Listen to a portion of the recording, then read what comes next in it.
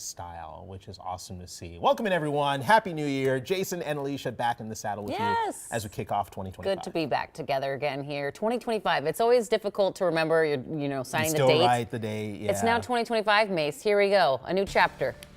I'm ready. Better weather this morning, at least not as much of the foggy stuff. It is a little colder. That's one thing we'll talk about here over the next several days, is the temperature trending down and some scattered flurries, although at least we're not hitting all of the coldest air all at once. We get a day or two to let it settle in. We're at 20 right now. The humidity levels are dropping. That's why we don't have the fog for a change.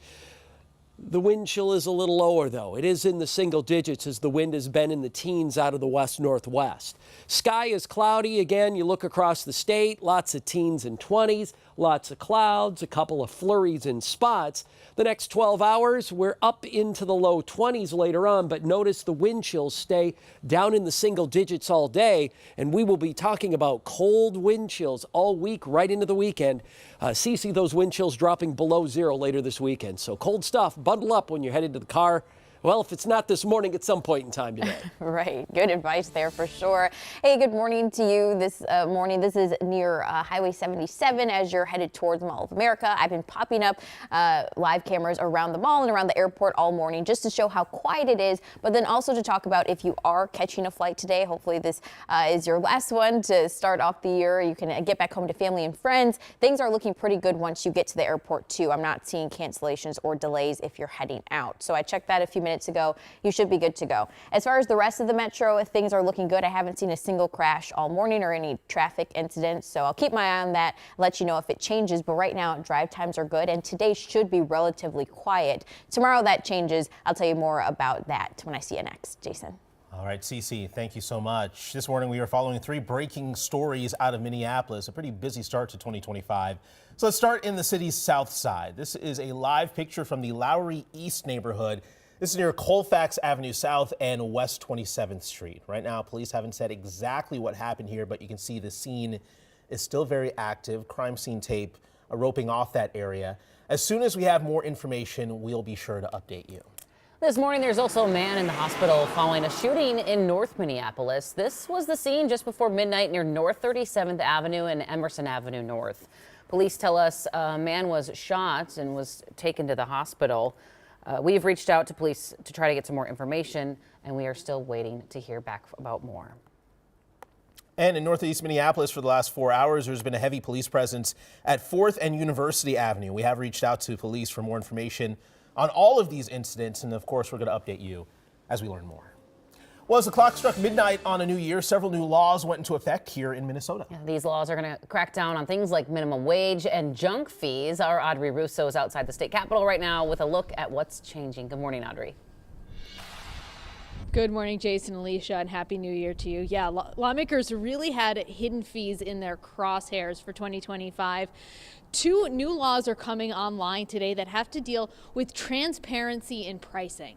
So let's talk about the first one. It's nicknamed the Taylor Swift bill, and it harkens back to the Eras Tour. It's called the Ticketing Fairness Act. And what this means is that all ticket sellers like Ticketmaster, StubHub have to have all-in pricing. So that means you know the total price of the ticket plus all the fees up front.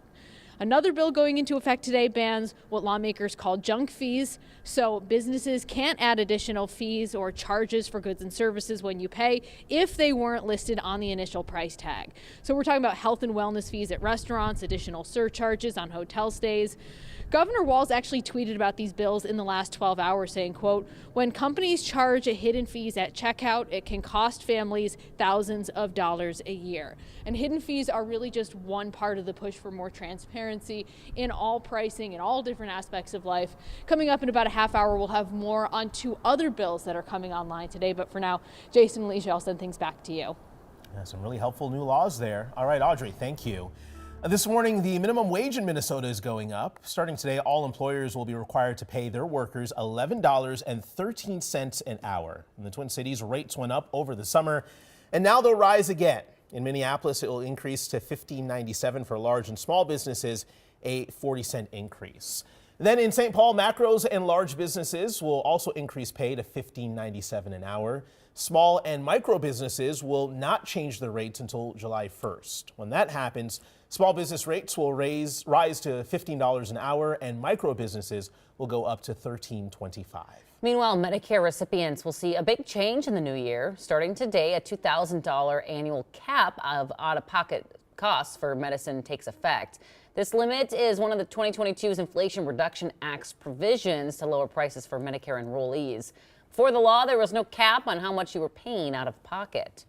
Minneapolis appears one step closer to having the police department under federal oversight. KARE 11 has confirmed through multiple sources that the city and U.S. Department of Justice have reached a tentative deal on a consent decree which will mandate changes to MPD following George Floyd's murder. This agreement was first reported by the Minnesota Star Tribune. According to sources, the city council will look over the document on Monday in a closed meeting with an open session and a vote possibly to follow. Police accountability groups say this needs to get done before President Trump takes office because his administration previously opposed consent decrees. We are going to be much stronger, much more effective, and much quicker at getting to resolutions if we have a federal judge and a state judge who both are overlooking this.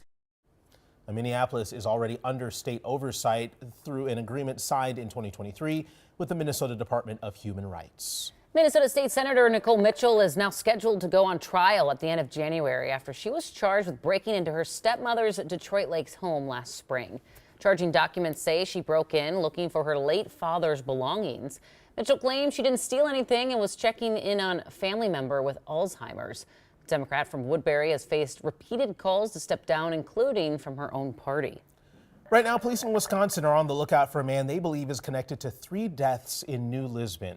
That's about 3 hours east of Minneapolis and half an hour northwest of the Dells. Police say they found an adult and 2 kids dead in a home there Monday, but didn't say how they were killed. They called Virgil Thu a person of interest and say they think he's armed and dangerous. So law enforcement says if you see him, take a good look at this picture.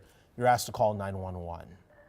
We have new numbers from TSA this morning on travelers in 2024, and it was a really busy year at airports across the country. Agents screened more than 900 million people this year. That's about 5% more than 2023. Now, the total includes the record-breaking holiday travel period with roughly 40 million people going through security in the last 2 weeks. At MSP this year, the TSA has screened more than 14 million people. That's over 1 million more than the previous year. Well, in the last 10 minutes, if you bought a lottery ticket or played the Minnesota Millionaire Raffle, here are the winning numbers. They were just announced here at 5 o'clock in the morning. Prizes range from $50 to the jackpot is $1 million. You can go to mnlottery.com to check your tickets. You do have until December 31st to claim your prize, or the money will be forfeited to the state. And speaking of that, Minnesota is $1 million richer this morning after one of last year's grand prizes went unclaimed.